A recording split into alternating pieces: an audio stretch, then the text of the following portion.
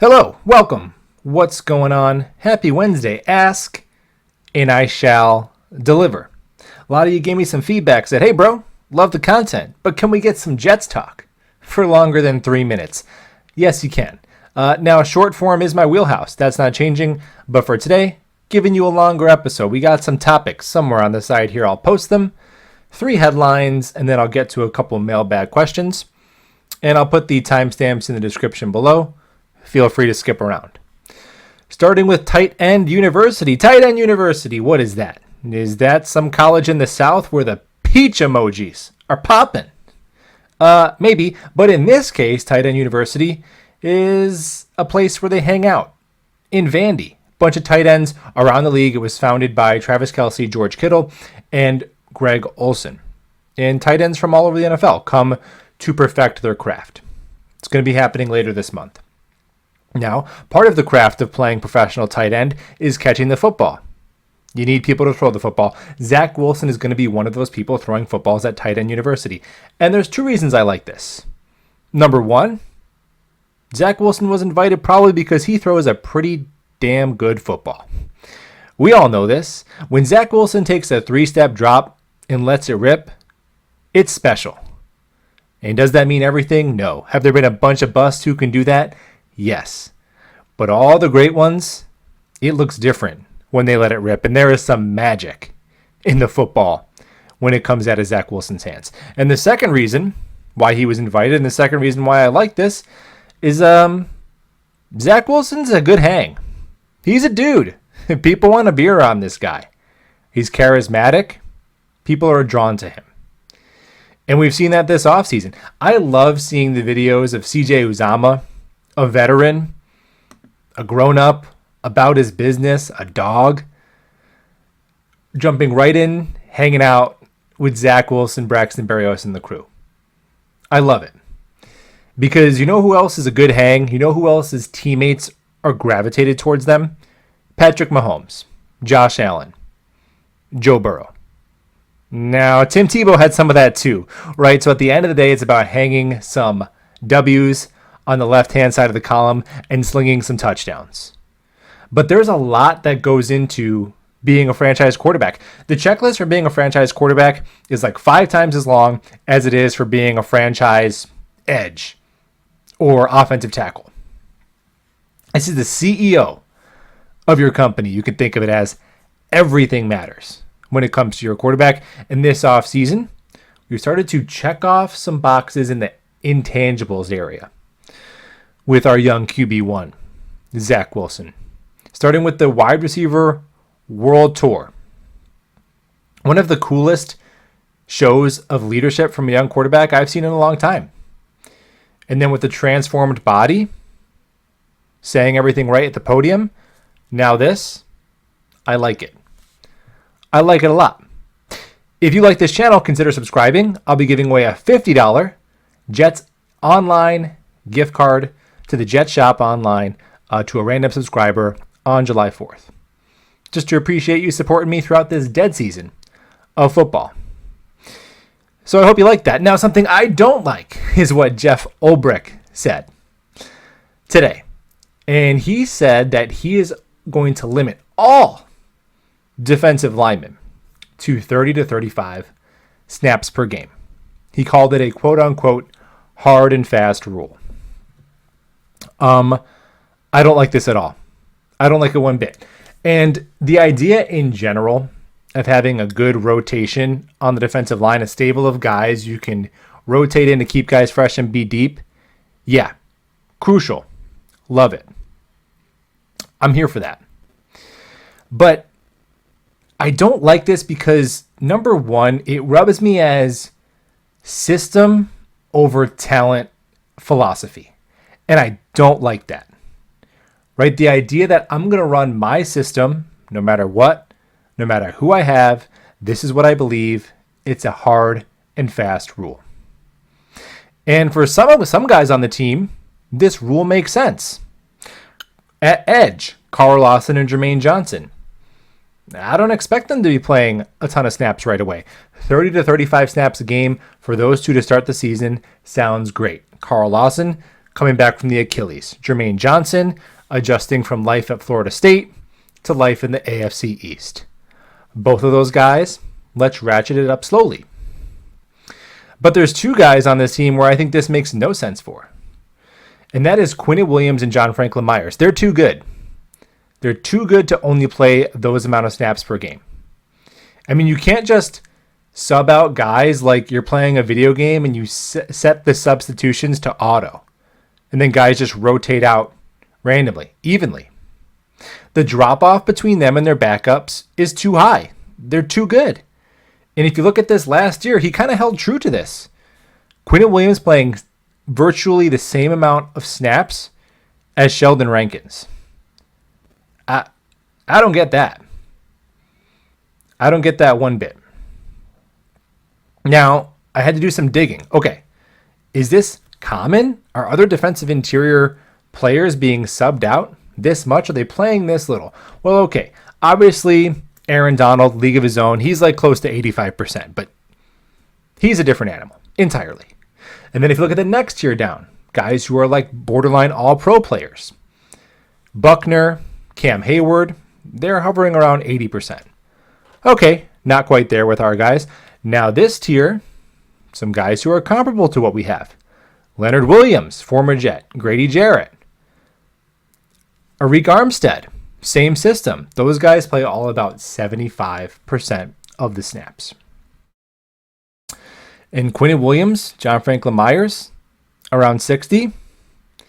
That's just not an ideal implementation of the talent that we have on this football team, in my opinion.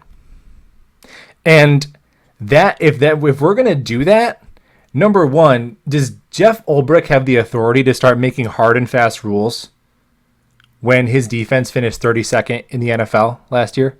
I don't know. That's a question for another day maybe. But if we are going to do that, then this needs to drastically alter the financial investments we make on the defensive front. Because we just gave John Franklin Myers the bag. Okay, so that's already done. But now Quinnen Williams, who may be due for an extension soon.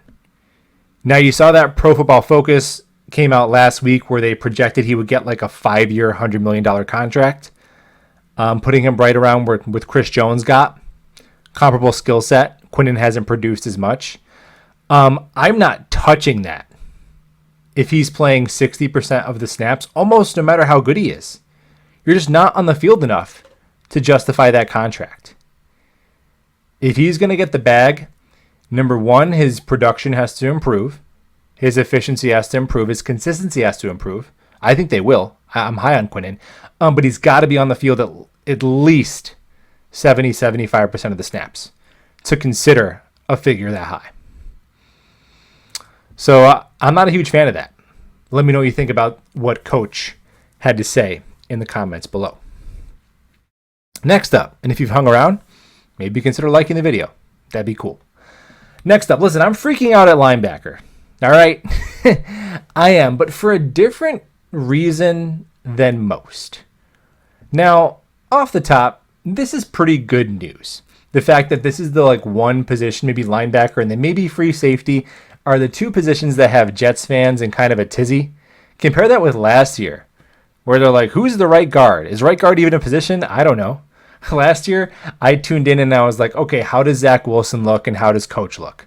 That's it. Because the rest of a roster was a hot mess. So I have no complaints with any of the signings or draft picks Joe Douglas made. And if you're going to leave a hole on the roster, I'd rather you do it at linebacker than at guard or at edge or at tight end. So if that's the one spot on our team where we're really weak, I can live with that. Now, most people, and I'm in this camp a little bit, would like the Jets to add a coverage linebacker. Something we struggled with last year. We struggled against the screen. We struggled defending backs out of the backfield, covering them, and we got killed by tight ends. Yeah, Quan Alexander, right? Big name. I'm here for that. But I'm actually more worried. My bigger concern is what happens if CJ Mosley goes down? Because CJ was durable last year, but we have to remember before that, he didn't play football for 2 years. 2 whole years. So who's the backup Mike if CJ goes down? Because right now it's probably Sherwood. or Hamza. And they're both 215 pounds. So in that case, if CJ's down for an extended period of time and Sherwood comes in his place and you have Quincy and you're running a heavy 4-2-5 base, which the Jets ran a lot of last year, and nickel was pretty much the base last year, that would leave you with a defense where 7 of your players are 225 pounds or less. And I know our system is built on speed at the linebacker position, but to me, that is just too small for any system for any era on any down. And we saw when CJ went down against New England last year. We were getting blown off the ball to the tune of 5.1 yards a carry in that Week 6 matchup compared to 4.4 yards a carry allowed in all of our other games. And I'm not coming down on Sherwood. I think if he stays healthy, that could be really good value for that pick. He's a really good athlete, but he's a converted safety. And to back up CJ Mosley as a middle linebacker and be shedding the blocks of pulling guards and having stopping power in the gap at 215 pounds, I don't think that's a thing. In fact, I know it's not a thing because I looked into this. And out of all the teams that ran a really heavy nickel base last year, 5 defensive backs on the field for at least 2/3 of their snaps. A decent amount of teams. It's a big trend in the NFL. Of those teams, only 2 teams ran out a incredibly small linebacker core in the 4-2-5, which we will define as both linebackers being under 400 or under 230 pounds. Okay, those 2 teams were the Indianapolis Colts and the San Francisco 49ers, right, where our staff is coming from. However, those teams have Fred Warner and Darius Leonard, arguably 2 of the best linebackers in the league, who are both still significantly bigger than Sherwood. So if Hamza or Sherwood are planning on turning into Fred Warner or Darius Leonard, and I see that, okay, fine. But until then, I would like us to make a signing, a veteran backer to back up CJ Mosley. So where even if he goes down, I would like to have at least, and whatever, maybe I'm getting too hung up on the weight of the player. To me, it does matter. But at least one traditional linebacker on the field at all times. I think until further notice, until Ulbrich shows us that maybe he's outsmarting the league and he can have a 215-pound middle linebacker. Until then, I just like a legitimate linebacker playing linebacker. At least one. That's all. All right, into your mailbag questions. I had 3 questions, and 2 of them were kind of the same, so I lumped them together. 2 of them were talking about our run defense. Here we go. First question says, quote, I know it's a passing league, but after all these years, running defense was our strength. What gives? Yeah, that's a really good point, because even when the Jets have been bad, and even when our defenses have suffered, given up a lot of points, a lot of yardage, we've usually always been pretty stout against the run. So seeing the Jets get blown off the line of scrimmage and just gashed on the run last year, get bullied, man, that was tough to watch. I hear you. Now, I think that the Jets have done a ton to improve their run defense this offseason, but in non-traditional ways. Because when you think of run defense, you think, okay, we need a 315-pound snarler to plug gaps in the middle of the defense.